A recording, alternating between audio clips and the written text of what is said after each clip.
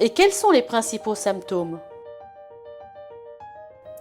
Au début de la maladie, il arrive que l'homme ait de la difficulté à uriner.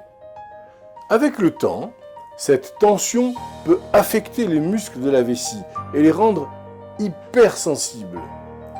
La plupart du temps, malgré les efforts, la vessie ne parvient pas à se vider. L'envie d'uriner devient de plus en plus fréquente, ce qui s'avère particulièrement gênant, en particulier la nuit. Les autres symptômes sont les suivants. Un besoin urgent d'uriner, un délai entre le commencement de la miction et l'écoulement de l'urine, un flux urinaire faible ou interrompu, ou la persistance d'un filet d'urine après la miction. Également, on trouvera la sensation d'une vessie jamais vide après miction.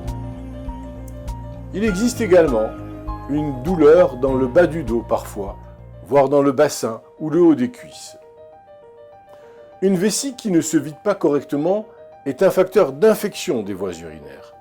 Certains hommes ont des calculs urinaires ou des infections à répétition. L'HBP entraîne parfois des problèmes de rétention urinaire, une infection caractéristique de l'impossibilité d'uriner. Elle produit de manière très occasionnelle une obturation complète de l'urètre et constitue alors une urgence médicale. Expliquez-nous comment le médecin peut-il identifier une hypertrophie bénigne de la prostate? Le médecin établit le diagnostic d'hypertrophie bénigne de la prostate en concentrant son questionnaire médical sur les symptômes urinaires. La grosseur de la prostate ne prédit pas toujours l'importance des symptômes. Il est possible d'avoir une petite prostate tendue qui va provoquer d'importants symptômes ou une grosse prostate qui provoque peu de symptômes.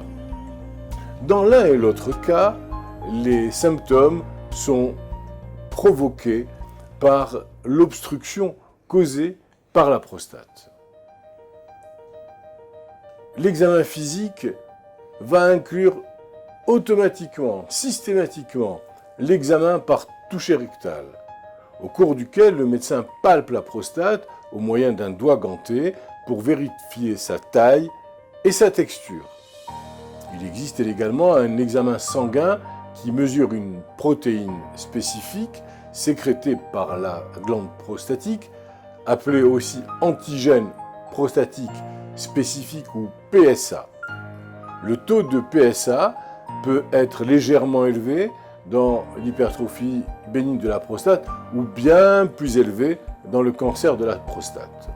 Il se peut que les taux de PSA présents dans ces deux affections se chevauchent et la biopsie de la prostate alors est le seul moyen de distinguer entre les deux.